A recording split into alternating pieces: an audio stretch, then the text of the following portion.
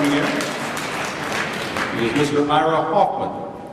Mr. Ira Hoffman is a skilled business corporate executive with 30 years of experience. His leadership experience includes team management, budget development, cost analysis, project management, and fundraising. He is currently president of Hoffman Wealth Solutions. Mr. Hoffman, thanks for being here. My pleasure. Good evening. First question, sir. And you have 1 minute to answer this. Why do you want the job? And explain how you are the best person to defeat Congressman Patriots. Just 1 minute? That's going to be tough. I can no longer be a spectator. You and I, as responsible citizens, realize that we can no longer afford to view American politics from the sidelines and hope that our elected officials will do the right thing. Our nation is in crisis. We need to give Mr. Murphy his pink slip and let a business executive take his seat. My credentials include 30 years of experience as a businessman, directing teams of problem solvers at both national and international levels. I am deeply passionate about serving my country and the people in the 8th District, and I have a number of reasons why I believe I am the best candidate. First, I have a plan to create jobs and promote economic growth, and that's based on my experience in business. Second, I am able to create capital and operating budgets and operate within those limits, unlike Mr. Murphy and the current leadership in Washington.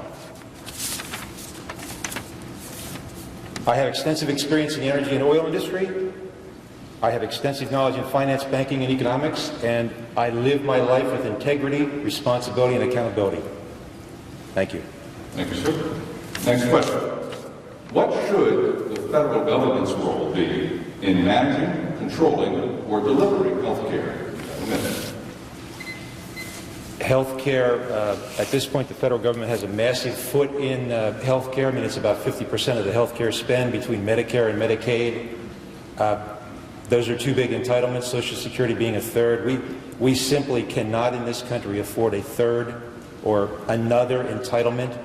The health care, if I'm elected, what I will do is I will seek to repeal the health care bill if it is enacted. We will start over with something new, something that can pragmatically address costs in health care. It's got to be rooted in free enterprise. It's got to be rooted in free choice. We cannot afford a public option. We cannot afford a public exchange. It's got to be free enterprise. I would support tort reform. I would support cross-state border competition. I would keep HSAs alive, use those. I would create tax deductions for people who buy individual insurance so that makes it cheaper for them as well. So again, rooted in free enterprise and competition.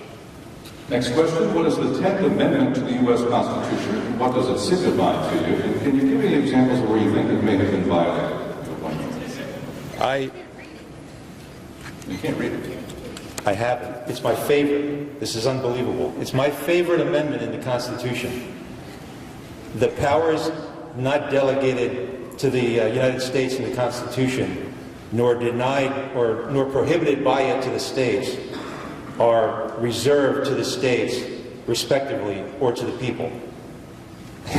It's a very powerful amendment. It's one that we need to bring back to life in this country because our federal government has just usurped controls from the states and the people. We must, again, reinvigorate the 10th Amendment and get people to understand what it means and get Congress to debate before they legislate that they truly have constitutional authority to legislate in certain areas.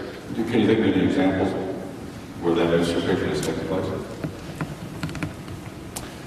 Well, I think, frankly, you look at much of the New Deal legislation that went on, but health care is an example. Let me follow up on that health care part, but then would you support state attempts to nullify the health care reform bill under a challenge, using the 10th Amendment as a challenge? Oh, absolutely. When I watch this on TV and I see the attorney generals from these 13 states going after health care and they want to take it presumably to the Supreme Court to make it unconstitutional, I mean, I just turn up the volume on the TV. I love it.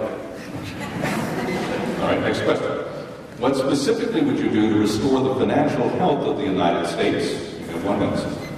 Again, it's got to be rooted in the free market. I mean, we can't give the government can't create another stimulus bill, spend $800 billion, give it out to their political allies, use it as pork, try to spend it on infrastructure or construction that I just saw an article today on somewhere on Yahoo that it's not creating any jobs. We've got to create a stable foundation for business to invest and for consumers to spend. Investment is, in my opinion, what drives the economy, what's going to create jobs, what's going to make this country increase our productivity and make us efficient and effective in the world. It starts with having low, stable taxes. We've got to get the health care or what they bill off the table and create something that's pragmatic and is not going to put mandates and costs on businesses. We've got to stop cap and trade because that's going to drive business, industry, investment and jobs out of this country. And we've got to, as far as card check, the Employee Fair Choice Act, we must, I would vote no on that. We cannot tolerate that. That will also drive jobs out of this country.